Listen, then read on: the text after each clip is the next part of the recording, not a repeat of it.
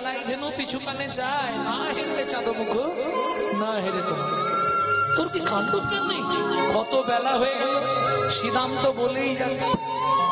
এতক্ষণ শ্রীরামের কথা শুনে এইবার গোবিন্দ উত্তর দিলেন, এই শ্রীরাম আমার দিকে তাকা। তাকিয়েছি, আমাকে কি অবস্থায় দেখছিস? তাকিয়ে ভালো করে দেখ। কি করিব ওরে শ্রীরাম, করব আমি কি? করব আমি কি? এই দেখ চূড়া বাঁধি ধরা পড়ি বসে রয়েছি, চূড়া বাঁধি ধরা পড়ি বসে রয়েছি। আমি ধরা পড়ি বসে আছি, ধরা পড়ে বসে আছি, এই ধরা পড়ি বসে আমি ধরা পড়ে বসে আছি। আচ্ছা তত্ত্বটা বুঝতে পারছেন? আমি দুবার দুটো কথা বলছি। ধরা পড়ি বসে, ধরা পড়ি বসে, না না ধরা পড়ি বসে, ধরা পড়ি বসে আছে। ধরার কাছে ধরা পড়ি বসে, আমি ধরার কাছে ধরা পড়ে বসে। বুঝলে না? একবার বলছে ধরা ধরা ধরা মানে, হ্যাঁ বুঝতে পেরেছি। আর একবার ধরা ধরা মানে বাধা পড়ে আছি। এই কানাই, ধরাটা না হয় বুঝলাম, কার কাছে ধরা পড়েছিস? বলে শ্রীরাম রে,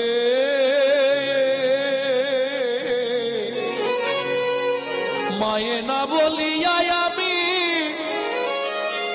একবার যদি যাই গোঠে, যাই গোঠে,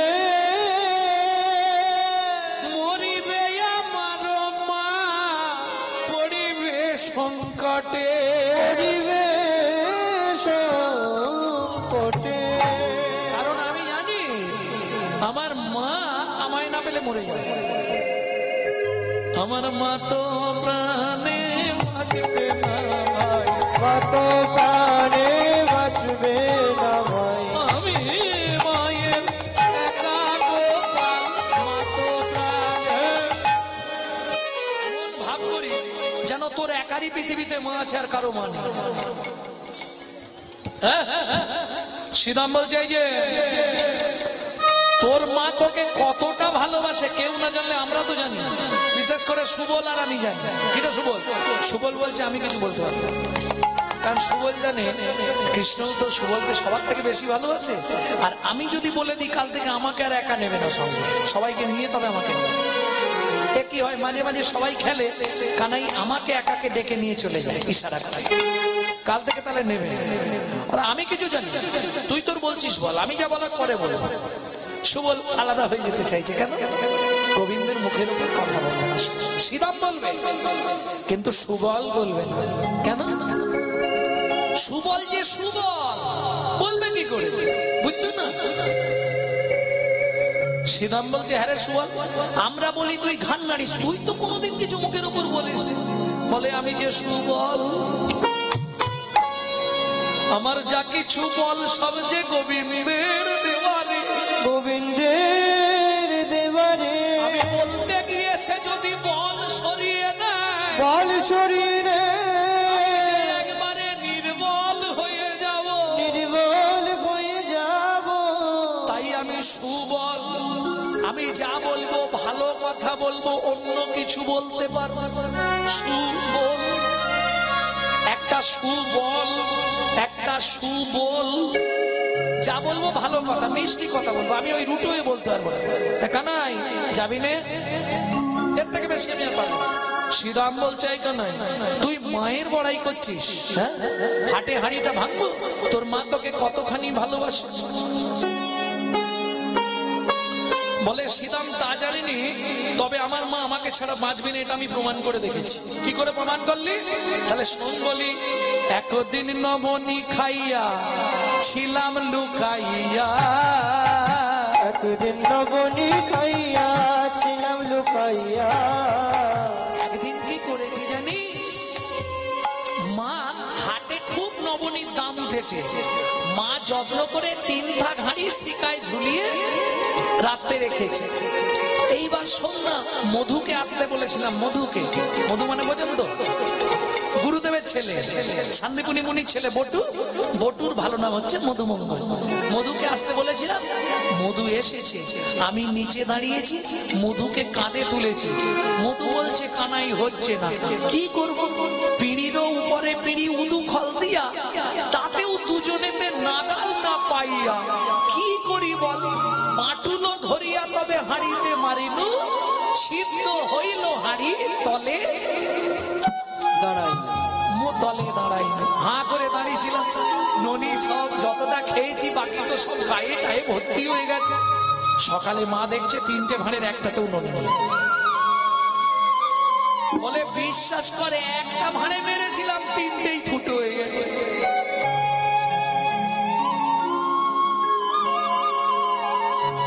মহাজন বলছে কৃষ্ণ মিথ্যা বলে না, যদি কারো একটাতে মারে তার 3টেই ফুটো হয়। এসব অন্তর্জগতের তত্ত্ব সবার জন্য নয়, কি গো? কাউকে যদি একটা মারে এক বানেই 3টেই ফুটো। জ্ঞান কাণ্ড কর্মকাণ্ড কেবল বিষের ভাণ্ড, অমৃত বলিয়া যেবা খায়, অমৃত বলিয়া যেবা খায়। নানাজনই সদা ফিরে কদাচ্য ভক্ষণ করে, তার জন্ম অধঃপতে যায়, তার জন্ম অধঃপতে যায়। আমি একটাই মারি, একটাই মেরেছিলাম, 3টে ফুটো হয়ে গেছে। ঠিক ঠিক। যার হৃদয়ে গোবিন্দ একবার বান মারে, তার 3 নাড়ি ছেদন হয়ে যায়, ইড়া পিঙ্গল আর সুষুম্না। যোগমার্গের কথা শ্যামাচরণ লাহিড়ীর অনুকৃতা থেকে বলছি। ভক্তমন্ডলী, ভক্তিমতী মায়েরা, এটা সবার জন্য নয়, এটা সাধ্য সাধন তত্ত্ব। তো যোগমার্গের সাধ্য সাধন, বৈষ্ণব জগতের সাধ্য সাধন আলাদা। শ্রীরাম, হ্যাঁ যে কথা বলছিলাম, তা নবনী খেলিয়েছি। মা সকালে উঠেই একদম লাঠি নিয়ে দৌড়েছে, কিন্তু আমাকে পাবে কোথায়? আমি তো ঘরেই নেই। কোথায় ছিলি কানাই? বলে সে একটা জায়গায় লুকিয়ে গেছি। মা তখন খোটা তন্ন তন্ন করে খুঁজছে, আমি কোথায় জানিস? মা সব ঘর খুঁজছে, আমি তো ঘরে নেই। কোথায় ছিলি? বলে উপরে। উপরে মানে? আমি ঘরের আর কাটায় বসে বসে দেখছি মা কি করে। মা খুঁজে না পেয়ে লাঠি ফেলে দিয়ে এবার মাথা কুড়তে শুরু করলো ভূমিতে। ষষ্ঠী ঠাকুর আছে আমাদের, ষষ্ঠী ঠাকুরের সামনে মা মাথা কুড়ছিল জানিস। একদিন নবনী খাইয়া ছিলাম লুকাইয়া। মা বললে শোন গোপাল, তুই যদি তোকে যদি না খুঁজে পাই, এই মুহূর্তে আমি যমুনায় ঝাঁপ দিয়ে মরবো। ও মা, মা ঝাঁপ দিতে যাচ্ছিল, আমায় না দেখিয়া মরিতেছিল মা, আমায় দেখিয়া মরিতেছিল মা, আমায় না দেখিয়া। আমার মা প্রাণে বাঁচবেন রে ভাই, মাকে না বলে আমি যাব না। শ্রীরাম বলছে বাহ, খুব মাতৃ ভক্ত হয়েছিস, এবার তোর মায়ের গুণটা আমরা বলি। জানি রে তোর মায়ের প্রেম তোকে কত ভালোবাসে, সামান্য নবনীর তরে তোকে বেঁধেছিল গাছে, বেঁধেছিল গাছে। মনে পড়ে সেই নবনী খেয়ে তুই পালিয়ে গেছিলি, তোর মা মরতে যাচ্ছিল, আর তুই যখনই ধরা দিলি তোর মা তোকে আষ্টে বিষ্টে বাঁধলো। গোবিন্দ বলছে শ্রীরাম, আমি যার কাছে বাধা না করি সে আমায় বাঁধতে পারে না। মা অনেক চেষ্টা করেছিল, বারবার ক আঙুল কম পড়ছিল।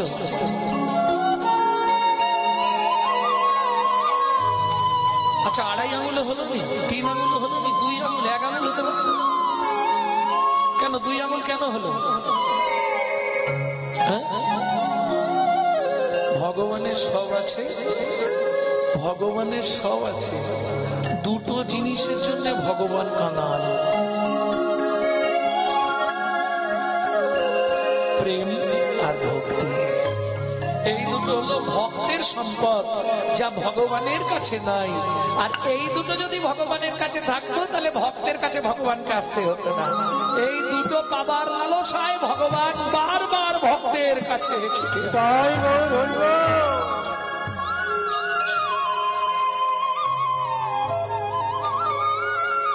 এইবার তুই উদুখল টানতে টানতে দুটো গাছের ফাঁক দিয়ে গলে গেলি, জোর করে টান দিলি, তারা উড়ে গিয়ে তোর গায়ে পড়লো। মনে পড়ে?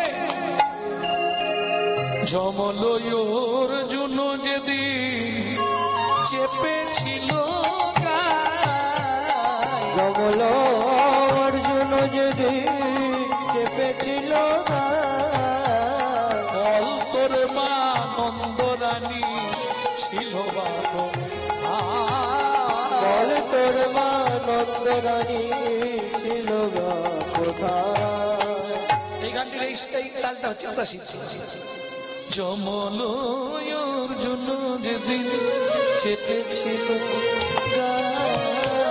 যমল অর্জুন যেদিন চেপেছিল বল তোর মা নন্দরানী ছিল কোথায়? বল তোর মা নন্দরানী ছিল কোথায়? আমার মনে হয় এক একটা ভক্ত 1 লাখ বার করে এগুলো শুনে ফেলেছে। কি 10-15 হাজার বার তো শোনা হয়েছে, কিন্তু বলুন তো প্রত্যেকদিন শুনলে প্রত্যেকদিনই মনে হয় নতুন শুনছি না?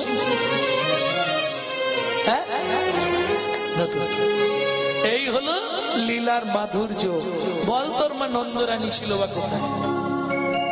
সেদিন যদি আমরা না যেতাম তুই বাঁচতিস? হায় ভগবান, সখারা ভগবানকে বলছে, শুনেছো? সেদিন যদি আমরা না থাকতাম তুই আজকে বেঁচে থাকতিস? কৃষ্ণ বলছে এটা ঠিক বলেছে। দেখুন মজাটি, সখ্যভাব কাকে বলে? বিশ্ব ব্রহ্মাণ্ডের মালিক, যার একটা অঙ্গুলি হিলনে সারা বিশ্ব ব্রহ্মাণ্ড নড়ে, সে বলছে এইটা শ্রীরাম তুই ঠিক বলেছিস, সেদিন যদি তোরা না আমাকে বাঁচাতিস তাহলে এতদিন হয়তো আমি মরেই যেতাম। যমল অর্জুন যেদিন চেপেছিল গায়ে, বল তোর মা নন্দরানী ছিল বা কোথায়? তুই মায়ের বড়াই করছিস? এই সুদামা, তোমার মা আছে তো? আরে মধু, তোর মা আছে তো? আছে তো। এই শ্রীরাম, সুবল, তোর মা আছে? আছে, সবার মা আছে, কিন্তু গর্ব করে বলতে পারি কার ভাই আছে? কার ভাই আছে? গর্ব করে বলবো মোরা এমন মা কার ভাই আছে? গর্ব করে বলবো মোরা এমন মা কার ভাই আছে? এই সবার মা আছে, কিন্তু বলতে পারি সখা এমন গাছে বাঁধা মা কার ভাই আছে? আমার গাছে বাঁধা মা কার ভাই আছে? গাছে বাঁধা মা কার ভাই আছে? গাছে বাঁধা মা কার ভাই আছে? কৃষ্ণ বলছে এই শ্রীরাম, বাইরেটা দেখলি, ভেতর দেখেছিস? গাছে বেঁধে ছিল এটা দেখেছি, আর কিছু দেখেছিলি? দেখিস বলেন না, আর কিছু দেখি? মাকে নিজের ইচ্ছায় বেঁধেছিল না আমার ইচ্ছায় বেঁধেছিল? তোর মা তুই চুরি করেছিলি বলে বেঁধেছিল। ভগবান মৃদু হেসে বলছে শ্রীরাম রে, মাকে বলেছিলাম মা গো আমি ননি চুরি করা ছেড়ে দেবো তুমি যদি একটা শাস্তি দাও। ভালো করে শুনো, রাধা বিনোদ গোস্বামী ভাগবত। মাকে বলেছিলাম মা গো তুমি যদি জীবনে আমাকে একটা শাস্তি দিয়ে দাও তাহলে আমি জীবনে চুরি করব না। মা জিজ্ঞেস করেছিল কি?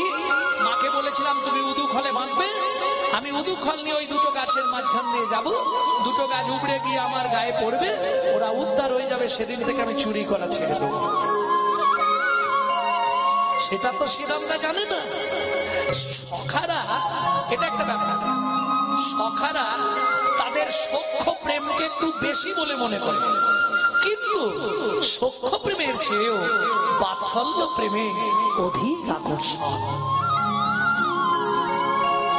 এইবার কৃষ্ণ মুখ খুললেন, শ্রীরাম এতক্ষণ তোরা অনেক কথা বললি আমার মাকে নিয়ে, তোদের সবার মা আছে কিন্তু গাছে বাঁধা মা কার বা আছে এটাও তোরা বলেছিস, আমি স্বীকার করছি। এর পরেও বলবো আমার মায়ের মতো মা কার ভাই আছে? আমার মায়ের মতো মা কার ভাই আছে? শ্রীরাম বলছি এরপরেও বলবি? হ্যাঁ বলবো। কেন তোর মা কি করেছে? শোন শ্রীরাম, এতক্ষণে আসল সত্যটা শুনে রাখ। আমার মায়ের মতো মা কার ভাই আছে? মায়ের মতো মা কার ভাই আছে?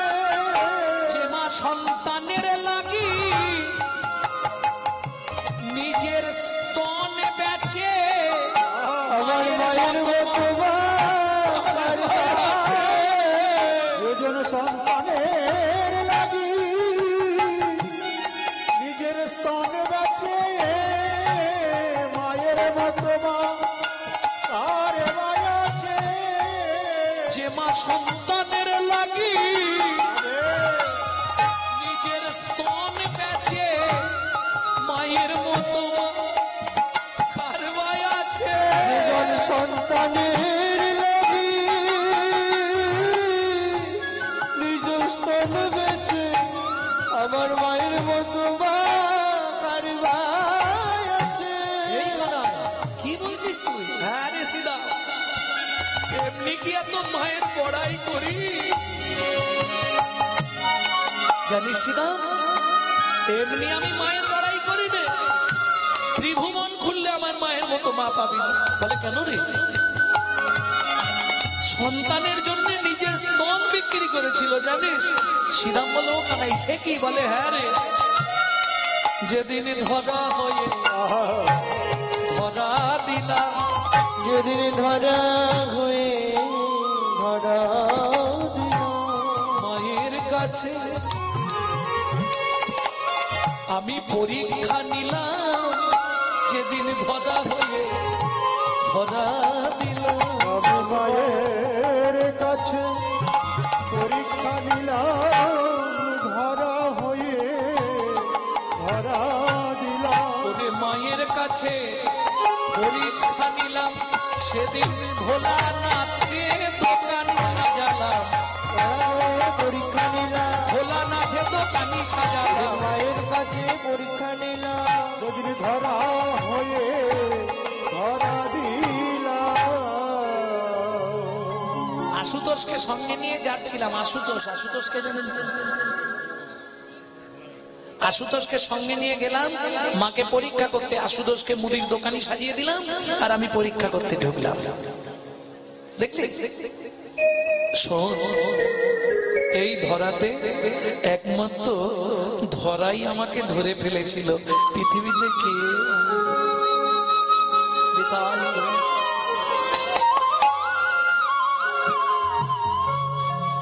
ভক্তমন্ডলী, ভক্তিমতী মায়েরা, যদি বিচার করা হয় ত্রিভুবনে মায়ের মতো হবে না। শত চেষ্টা করলেও পাবে না। যার মা নাই তার জগতে কেউ নাই, আমি বলছি। আর যার মা আছে, পৃথিবীতে কেউ না থাকলেও তার জগৎটা তার কাছে আছে।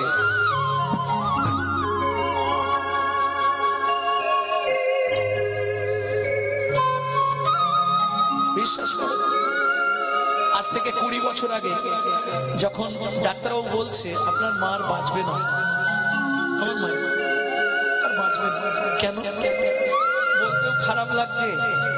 বলুন, আপনি নিশ্চিন্তে বলুন, আমাকে তো জানতে হবে মায়ের কি হয়েছে। বললো টোটালি লিভারটায় ক্যান্সার হয়ে গেছে।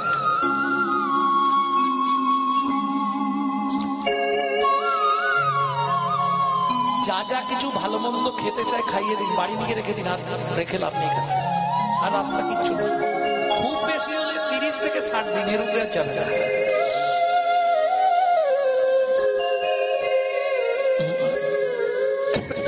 গরম রসগোল্লা খুব ভালোবাসত। কটা রসগোল্লা এনে মাকে খাইয়ে দিয়ে বলছি, মা আর কি কি তোমার খাবার ইচ্ছা? তখন মা মুখ ফুটে নিজেই বলছে, ডাক্তার বলে দিয়েছে না আমি আর বাঁচবো না। আমার যেটা ইচ্ছা তুই করে দিতে পারবি। কি করতে হবে মা বলো? তুই বাড়িতে একটা গোবিন্দ মন্দির প্রতিষ্ঠা করে আমাকে দুটো প্রসাদের ব্যবস্থা করে দিবি। আমি নিরামিষ খাই, কিন্তু প্রসাদ তো খাই না। আমি বললাম তুমি তো নিরামিষ খাচ্ছ, বলে সে তো হনুমান বাদুরও নিরামিষ খায়, গরুও তো নিরামিষ খায়, কিন্তু ভগবানের প্রসাদ পেলে আমার মনে হয় আমি ভালো থাকি। মায়ের সেদিনের সেই আদেশ পালন করেছিলাম আমি, মাত্র 6 মাসের মধ্যে সব কমপ্লিট করে দিয়েছিলাম। আজও মা আমার এখনো নিজে রন্ধন করে মহাপ্রভুকে ভোগ লাগাচ্ছে। অথচ 6-7 মাস আগে একবার নিয়ে গেছিলাম যেতে, তখনও ডাক্তার বলছে তিনি বেঁচে আছেন কি করে। আমাদের থিওরিতে নেই, আমাদের থিওরি সব শেষ। তাহলে ভগবানের যদি ইচ্ছা হয় অসম্ভব সম্ভব হয়। এ জগতে যার মা নেই তার কেউ নেই।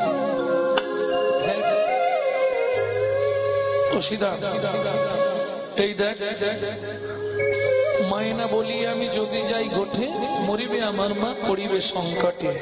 তোমার মা প্রাণে বাঁচবে না। তোরা এক কাজ কর, আমার কাছে না দাঁড়িয়ে সময় নষ্ট করিস নে। দাদা দেখ ঘরে আছে, দাদাকে নিয়ে তোরা মায়ের কাছে চলে যা। গোঠের বাজনাও তো বেজে গেছে অনেকক্ষণ।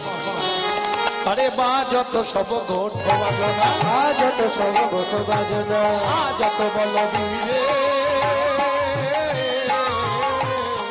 বাজত সব গোঠ বাজনা, সাজত বলবীরে।